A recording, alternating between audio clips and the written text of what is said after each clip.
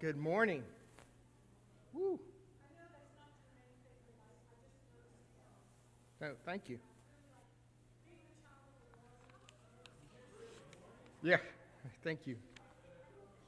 Thank you. All right, so we are a few minutes past time, so if we can start getting to our seats and we can start, maybe we can conclude our month-long series on the Torah and its development and its role in the historical record. It's important for us to understand that the history of scholars and the history of believers don't always align, and that's okay. Again, the only impediment, I'm going to say this again because this is a self-study on my own faith.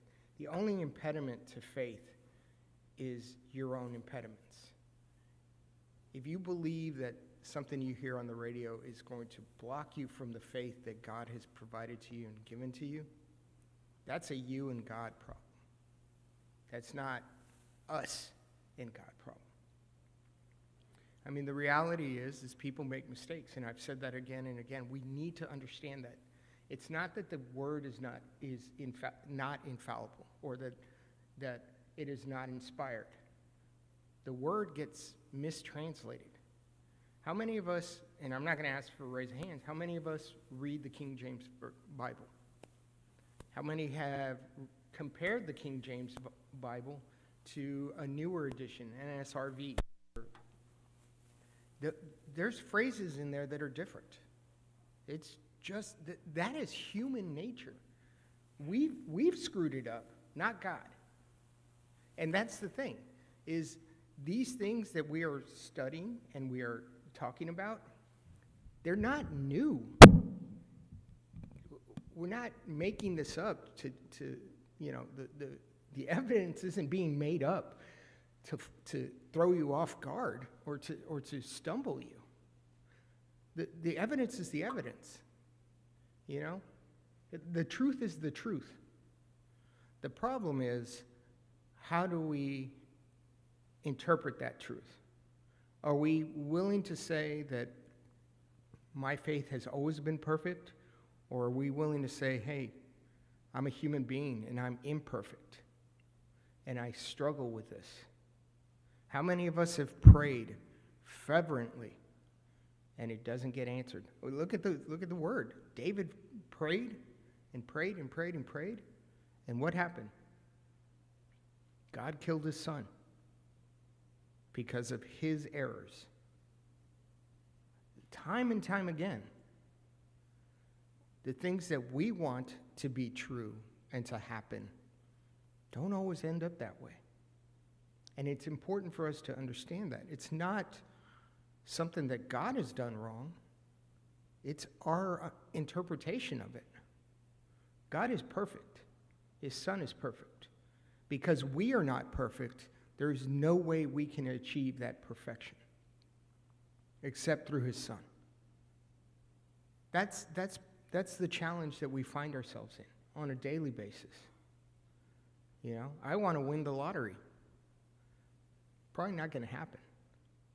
But if it is, the church is going to get some money. Just letting you know. Maybe we can pay off this building. So I just want people to understand that. This is the challenges that you see and you think about when we're in class. My job, this class is not to challenge your faith. It's to challenge your understanding of what God has created for us. Because people make mistakes. We remember things wrong.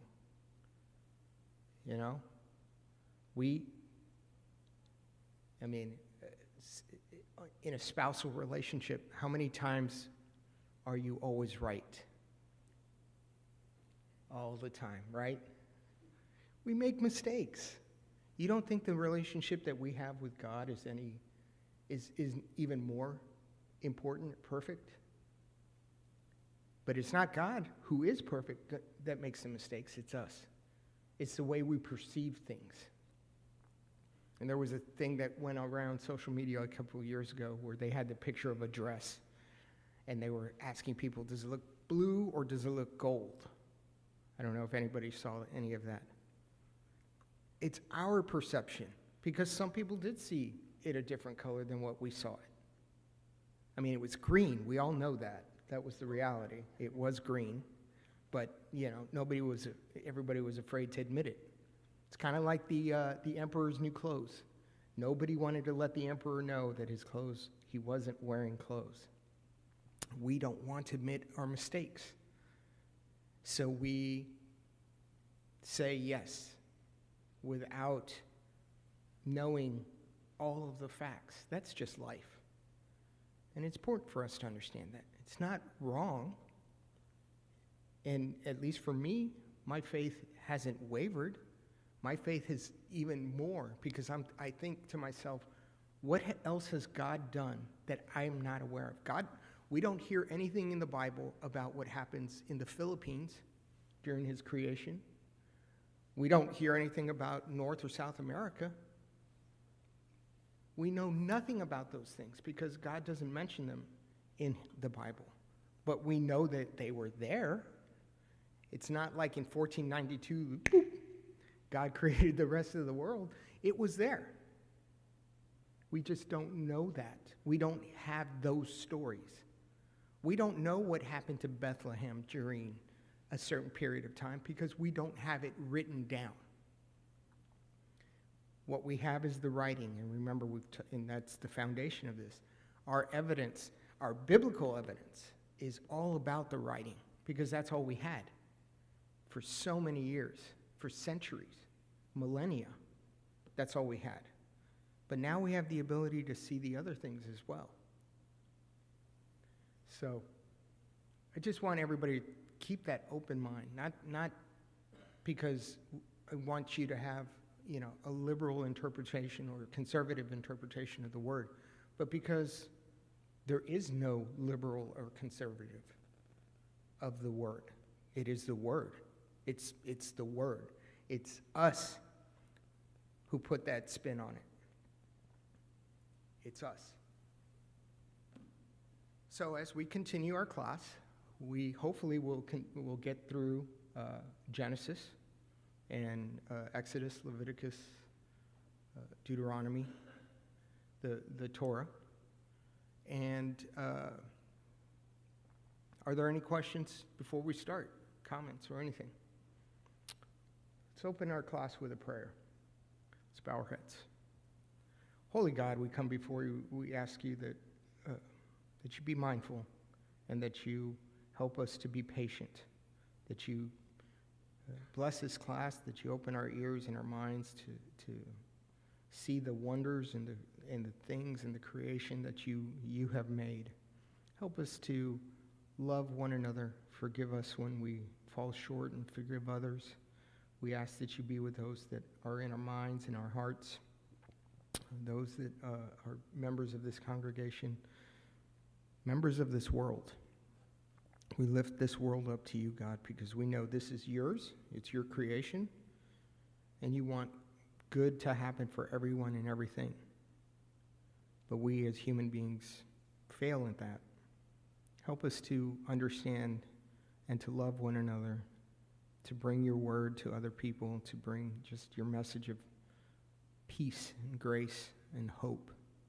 We thank you so much for your son and the lessons he's passed on to us, and the example of his life, his willingness to love to the point of death. But we know that it wasn't final, and we thank you so much for that hope and opportunity. Be mindful and watch over us today as we listen to your word. Open up our hearts and help us to be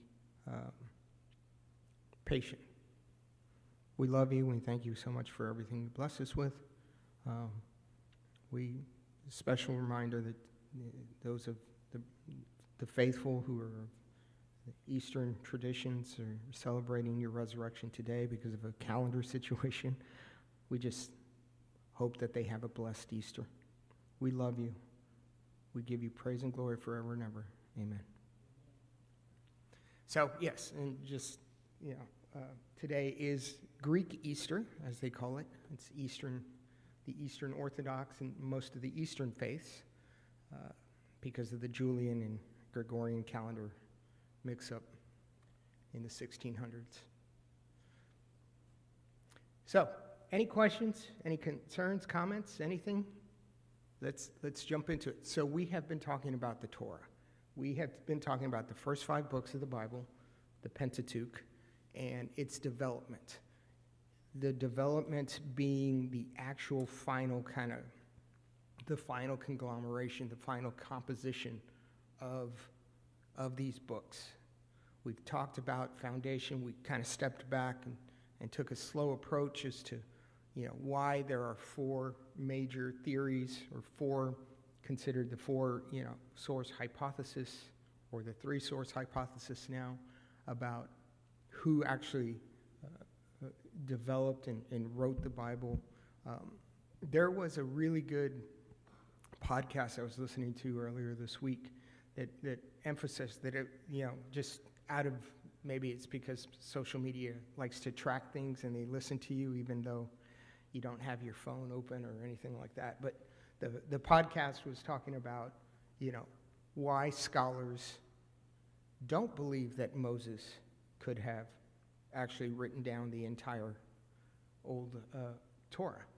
And really, the analysis focuses on the fact that the Hebrew that we have, so the copies that we have, and remember, the oldest extant copies of the writings that we have are the Dead Sea Scrolls, and then after that, not for another 700 years.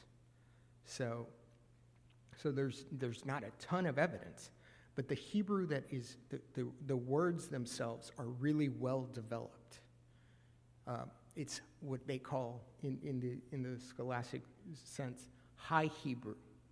So you use, instead of saying that is a red shirt, that is a magenta shaded color that I appreciate. They say the same thing, but they're 2 different ways of describing it.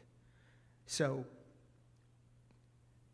scholars believe that the Hebrew that would have been around at the time that Moses was around, the writing, not the words that you use themselves, but the writing, the ability to write these words down, that it was a basic Hebrew. And it wasn't even Hebrew, probably. He probably didn't speak Hebrew. He spoke some dialect of Egyptian and some sort of Proto-Canaanite language. Because remember, he grew up where? In the court of the Pharaoh. And then for 40 years, he lived as a shepherd. So there is no, and again, there's no kingdom of Israel. There's no kingdom of Judah. So you don't have this centralized place where the language and the writing can develop. If you're a slave, I mean, we know that, from American history, that there was some writing done by American slaves. But it wasn't prolific, and it wasn't well developed. Can you imagine 4,000 years ago, 2,000 years ago, a group of slaves writing in High Hebrew? It just, not that it didn't happen. Again, everything I say is with a caveat. Not that it didn't happen. But the way the scholars analyze it, the odds are, or the probability of that happening is slim, very, very slim. So most scholars believe that it would have been almost impossible, not impossible, but almost impossible for it to be written in the manner that it was written. That being said, were the stories around? Yes. Did it happen? Very quite possibly, yes. How do these stories get transmitted? Well, they get transmitted orally. We have great evidence in the archaeological record of Native American tribes passing on stories orally for centuries, because most of the North American tribes, so in the United States, did not have a well-developed writing system, with the exception of the Cahokia tribes here in the Mississippi Valley. They passed on, these are people who survived without writing for millennia, right? The Native American, the Plains Indians, the Pacific Coast Indians, though they had totems, which, told stories, but everybody's seen a totem pole, at least in a picture or somewhere, right? Are you able to read it? No. But the people who lived there could tell you that's a bird, and that bird in that position means this entire story. And they can tell you the entire story. And it's not a one-sentence thing. This is a story, a legend, a myth, a storytelling item. That's how it developed. And if we're going to really talk about it, what kind of writing system did Egypt have at the time that Moses would have been around? Hieroglyphics. Do we have any of the Old Testament written or the Torah written in hieroglyphics? No. That was the most advanced, developed form of writing in that region around that time. Again, did it happen? It could have. But most scholars who do not have, as I've said before, especially last week, who do not have the ability to rely on miracles, faith, but can only look at the empirical evidence in front of them, will say that they're not congruent. Those stories don't match up. So that's one of the main reasons why, okay? So that, getting back to our class, is why these oral traditions and some of the written stories, not everything, not the specific details, finally started to be compiled around the return of the exile, during the exile. And again, as we talked last week, there's a lot of reasons for that. Because we're wanting to preserve our history. We don't know what's going to happen in the next couple years. We don't know that today. We can predict things. We can predict El Nino is going to make it a very wonderfully warm summer this year, but we don't know that. We don't know, I don't know what's going to happen in the next 30 seconds, much less what's going to happen in the future, the far future. So scientists, archaeologists, anthropologists, historians, they don't have that luxury, so they have to put the things that they see and what the evidence shows them. That being said, there are 4 sources, as we've talked about before. The J source, which we're going to start with. So the J source is the Yahweh source, the Yahweh, because Yahweh starts Y in German, which is where the theory started to come around 1860s, 1870s, when it really started to explode, was the German anthropologists, archaeologists, and historians. Yahweh starts with a J, okay? There's no Y.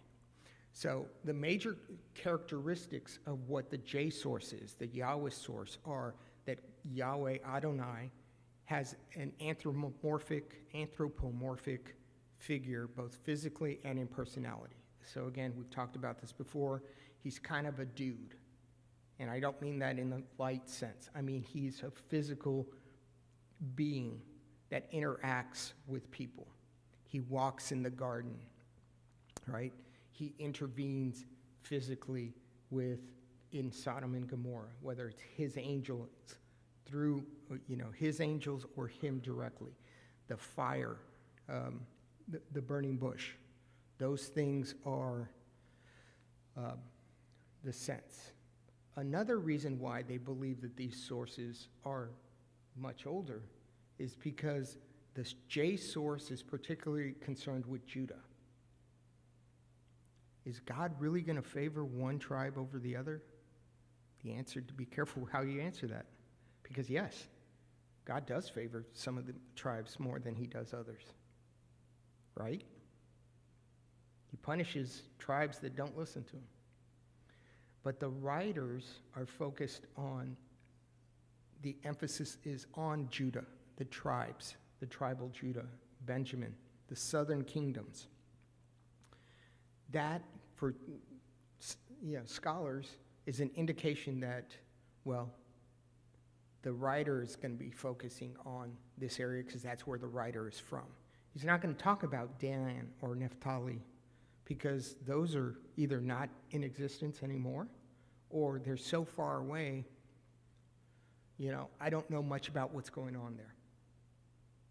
So the J is particularly concerned with Judah, including its relationship with its rivals and its neighbor Edom, on Judahite cities such as Jerusalem, and strongly supports the legitimacy of the Davidic monarchy. J is also critical of other tribes of Israel, suggesting that for example, suggesting the northern kingdom's capital of Shechem was established after a massacre of its original inhabitants in Genesis 34. And as I talked before a couple weeks ago when we were blazing through this and before I slowed down, Shechem there's actually two Shechems in the Old Testament. Shechem is the name of a person, and it's also the name of the capital of the northern kingdom. Shechem, the person, is also found in Genesis, and I want to say it's Genesis, it's around Genesis 34, it might be like 32. Shechem was the man who assaults and rapes Rachel, I believe it's Rachel, before she's rescued by, I'm drawing a blank, sorry, before she's rescued by one of the patriarchs. I'm going to put it that way because what's that? Isaac, thank you, yes. I just couldn't remember the name. I was drawing a blank. So, that name, that in and of itself suggests that story, because again, according to them, it's a story, scholars at least, you're conflating both stories together. So it's a bad person who turns into a bad capital.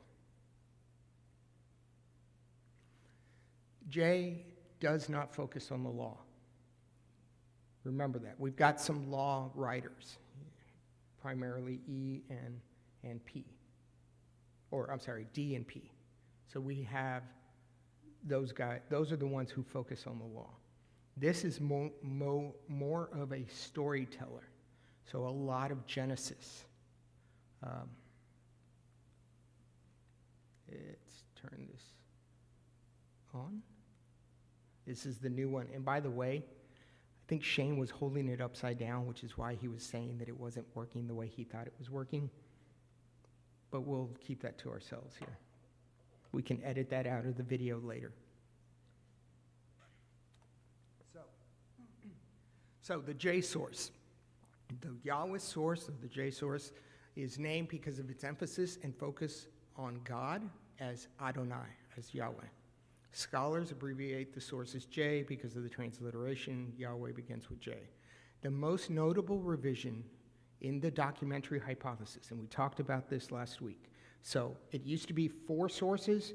Now, the last 30, 40 years, it's more of a 3-source hypothesis. So the most notable revision in this hypothesis game is, in recent decades, is to conclude that the individual E documents, which we'll talk about in a second, and J documents are irrecoverable altogether. So we don't have a good source for both of these. And that during the revisions, when people were writing these oral stories down, major parts of J and E were scrapped by the first JE redactor, the person who ended up editing the stories after they were initially written down, or that the E document itself, and we'll talk about E. E is the Elohim document, the God document, was never independent, but it was always a part of the J document. The great thing about it now is we have technology that is doing the computations and looking at the theories and the percentages and the numbers. AI technology is changing this view again as we, in modern times. I know this is, again, I didn't update the slide because I'm hoping to move on, and I just haven't gotten to this. I know people can't read this. I apologize in advance, but I will read it verbatim. Where does this leave us? The D material, which we'll talk about as well, we've talked about this, the Deuteronomy material, mostly Deuteronomy, is a recognizable separate block, and the core of D is dated to the reign of Josiah, around the late 600s. The P material, which is the fourth source, is a recognizable separate block again, and likely existed in some written form before the final redaction of the Pentateuch. Disagreement continues on when to date this material, the P material. The two proposed dates for the P material are early, during the reign of Hezekiah, so again, the late 700s or the mid 700s, or late exilic or immediately post-exilic, so in the 500s, early 400s, or late 400s, however you want to look at it, BCE. There is the least consensus, and again, going back to what we were just talking about, the least consensus is about the J and E material. It is referred to as the non-priestly material or the non-law material, okay? Because those two sources do not focus on the law. And we know that. We read the 5 books. You get a good chunk that's about the history and the stories, and then you get to Exodus 20, and then like the whole story changes. Now you're starting to get a dictation, instructions on what the law is, and that's P and D materials. So the least consensus is about J and E, and whether it existed in written form or even at all before the exile, and that is uncertain. So there are some scholars, probably maybe, I would say maybe a good 15, 25%, who believe about that it wasn't written at all, that it was the J and E materials, and I don't agree with this at all, but that the J and E materials were written in to fill the gaps for the law. Well, why do we have the law? Well, because God did this for us beforehand. Or we had Abraham attempt to sacrifice his son. That's why we now, sacrifices are so important to us.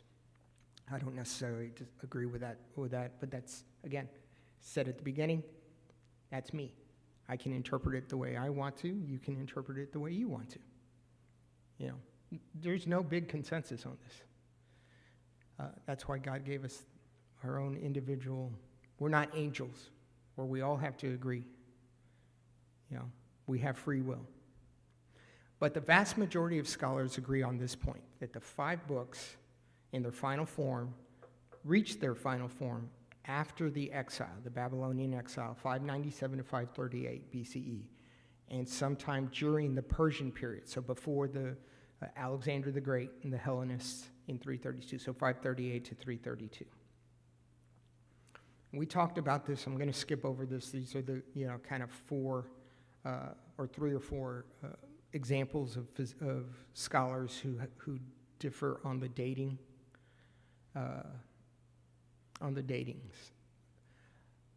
So what is the Torah? The Torah scholarly consensus has long held that it was written by 4 different authors. And when I say long held, we're talking about scholarship. So, as I said, the Germans kind of started this whole, kit and caboodle around the mid-1800s.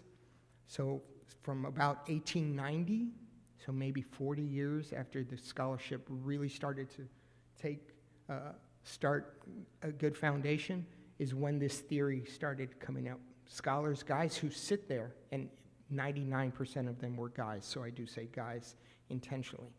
Guys would sit there, and this is all they do. 8, 10, 12 hours a day. Try to analyze the writing. And that's all they've done. That's what they go to school for. So they've identified these 4 sources. And again, we've talked about this, the J source, what it means. The E source is Elohim, because it doesn't say Adonai, it doesn't say Yahweh. It says, they use the word Elohim, which is God. Third source is D, and the fourth is the P, priestly and Deuteronomy. According to the book of Ezra, and we talked about this, the law or Torah was brought back to Jerusalem by Ezra. So it was there, then it wasn't there, and now it's back. Thinking about that logically, and again, of course, we're in church, logic doesn't always dictate how we think, but thinking about it logically is, where did it go? Were there not people who were followers of the law who did remain behind, or was every single person who followed the law exiled? And if there were people who remained, and this is me thinking, and it's so important to them, why are they not passing these stories around so that it is remembered when everybody comes back? I don't know. But for me, it kind of points to the idea that maybe just the priests and the Levites were the ones who really kept the law, or at least knew the law and would memorize the law. And Joe Farmer, Israelite or Judite, he showed up on Sundays or on Sabbath or on the holy days. But for the rest of the year, he was kind of like Art Hernandez. Oops, I forgot. Oh, it's church? I'm perfectly honest with you. There are days, weeks sometimes, where I just kind of forget. I forget what God does for me. Same thing here. To me, that kind of sounds, it wasn't as important to Joe Farmer, Judite, as it was to Joe the priest. The guys who actually could write and read and wanted to keep this alive.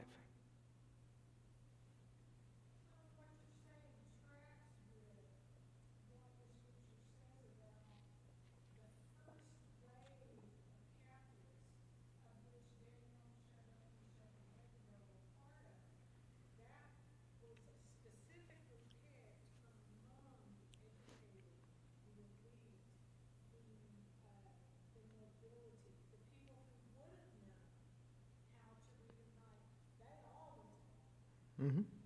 Yeah. And even the king that stayed behind was another king. Of course. So that very much tracks as to why all of that would have ended up in Babylon. And we should also remember that most kings couldn't read or write either. That's why you had people, priests and scribes.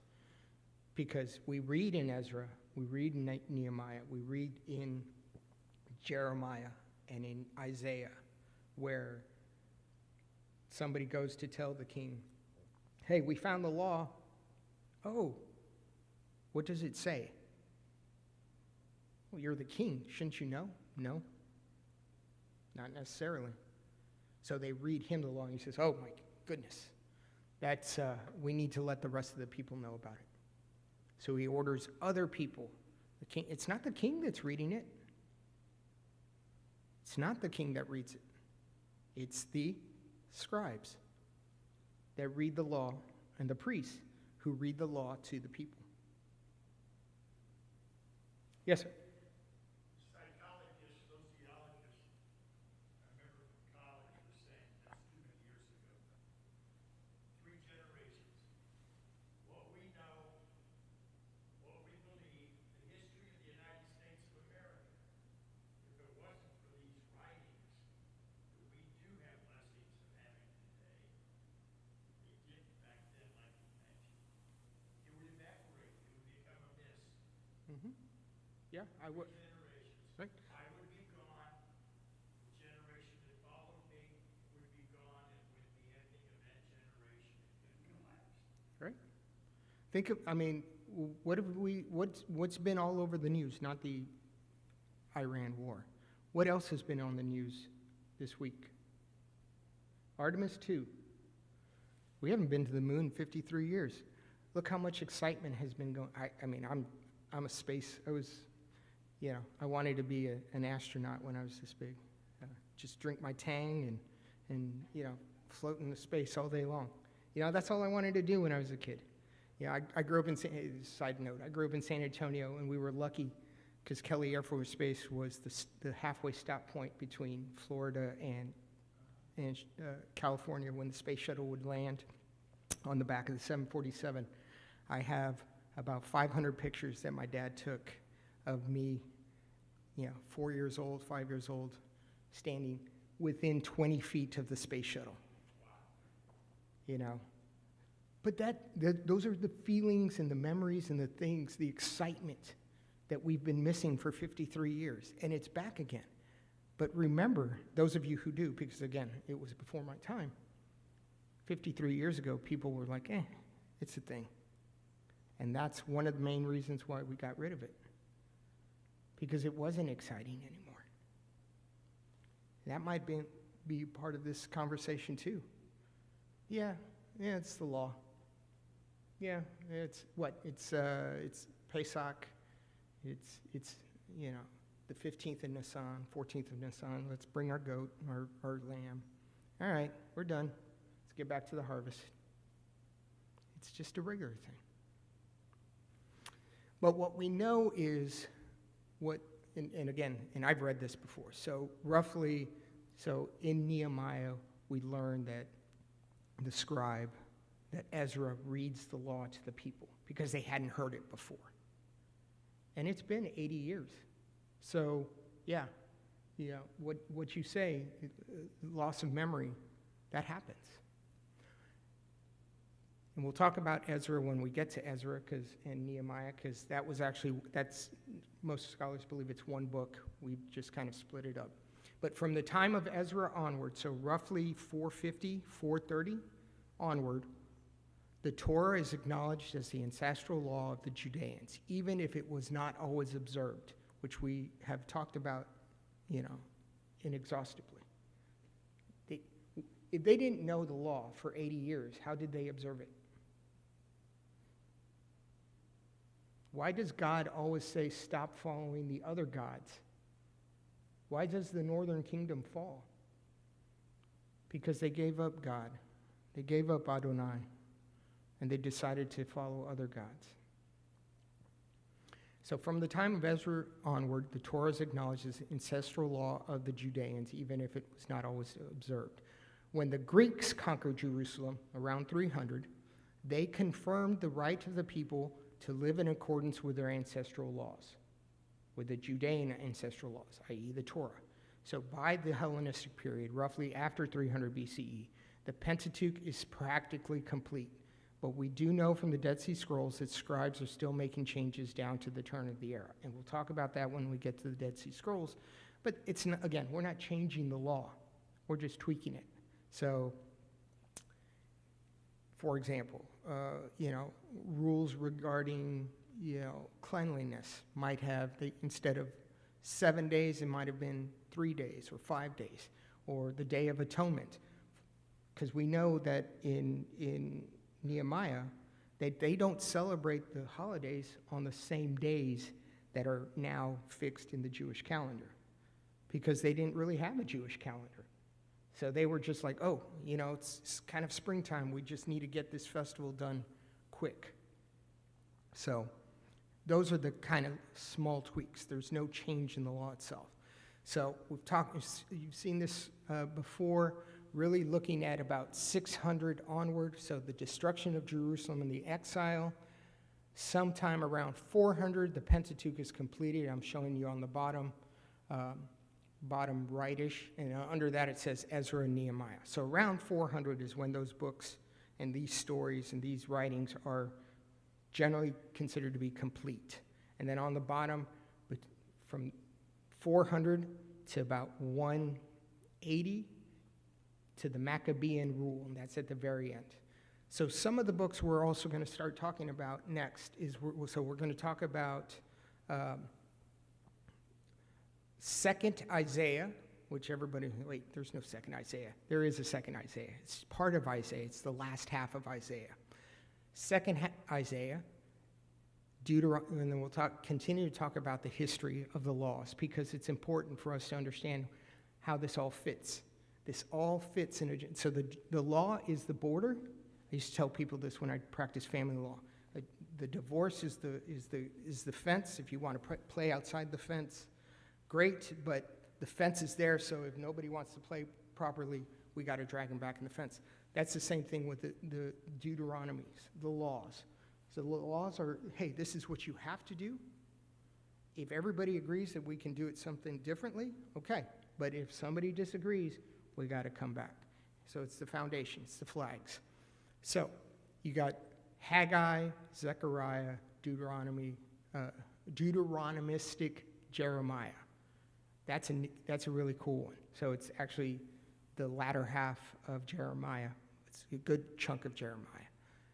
Third Isaiah, Tobit, which is part of the Apocrypha, Esther, Proverbs, Ecclesiastes, Song of Songs, the 12 prophets. They're all completed around 200 BCE. Psalms, finally all 150, 149, 151 Psalms are compiled. Remember, these are songs. They are poems. They're not all written down in one time. And you have Ben Sirach, which is another apocryphal book, and you have finally the last book that scholars believe was written that is part of our traditional canon, Daniel. And again, we'll get into why scholars believe Daniel was at the end, but basically comes down to they cannot rely on prophecy in those kinds of things. So the things that Daniel predicts have actually happened, according to scholars, already happened in the past, and he is just documenting them to say that these people were warned, and this is what happened. We'll talk about why that goes on. So we're going to end here. So I didn't get to go into the, but we've gotten a good chunk of our slides together. So we need to remember that in 2 Kings, so we talked about this. Actually, I'll go through one more. This is where King Josiah, in 2 Kings, hears about they found the book of the law because they are repairing the temple. We found it. Well, when was it lost? So around 621, someone comes to him and says, hey, we found it.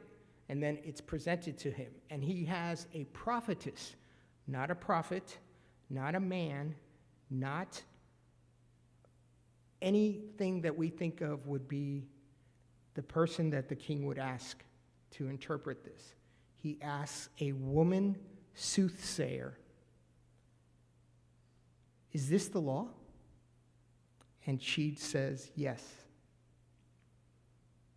Because the word for in the Torah, in Hebrew, is not prophetess. They go to the soothsayer, the oracle in Greek. They go to a woman who may have thrown some chicken eggs or bones or something like that, who did that on a regular basis, and they asked her, is this the law? And she said, it is. So then King Josiah has them read it to the people, and he incorporates the reforms that they found in the law. One of its key provisions was that the Israelites should only offer sacrifice in one place. It is apparent that no such law was known or enforced before the time of Judah. We've talked about this. They have found sacrificial pits in different locations in these small towns that date pre-exile. So people were making sacrifices to Adonai in their own communities, not just at the temple. It's not until this time where it starts to reform itself and they start to make the sacrifices at the temple alone. And that's important in the interpretation of when this was written, because Jerusalem is not important to the Israelites,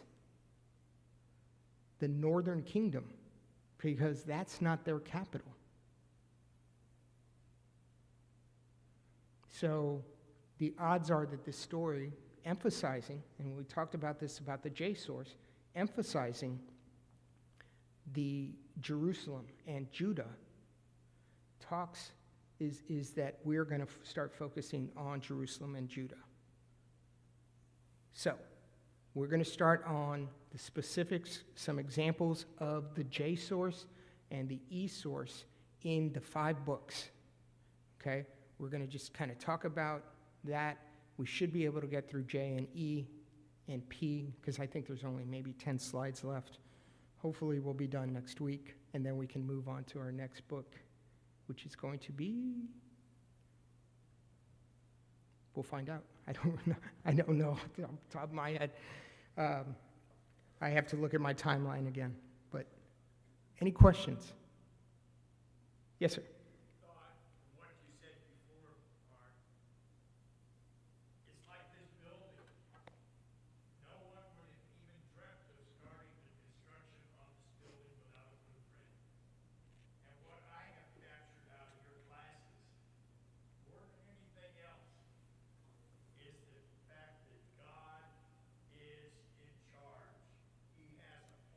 He does.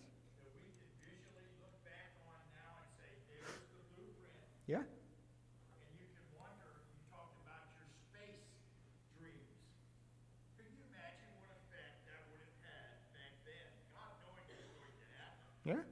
If he would have said to the children of Israel, someday someone's going to walk on that moon. Yeah.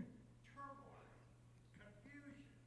And he had one purpose back then, and that was to love the Lord your God with all your heart, etc., etc. Any distractions Right. would have been a problem. So why do we think that it's unusual that he doesn't tell us that there was a Panama, a South America, Right. etc.? Or even today, what is beyond the moon? Right. I agree with you. It just gives us something else to worship. Yep. And he wants worship and love himself. Right. Yes, sir. Yeah, without that I will do. That's not a difficult. I'll print it out and. Oh, okay. Yeah, I think so. What I will tell you is just for your edification information. Scholarly, always include the word scholarly. Scholarly timeline of biblical writings, Old Testament writings. That'll kind of get you down that, or it started down that road. That'll point you in the right direction. But I will say this, there's a lot of, I hate saying this, but it's you so that it meets their story as opposed to the story meeting the facts. So I just let people know that. So, but thank you again. Appreciate it. Again, if you have questions, I'm here.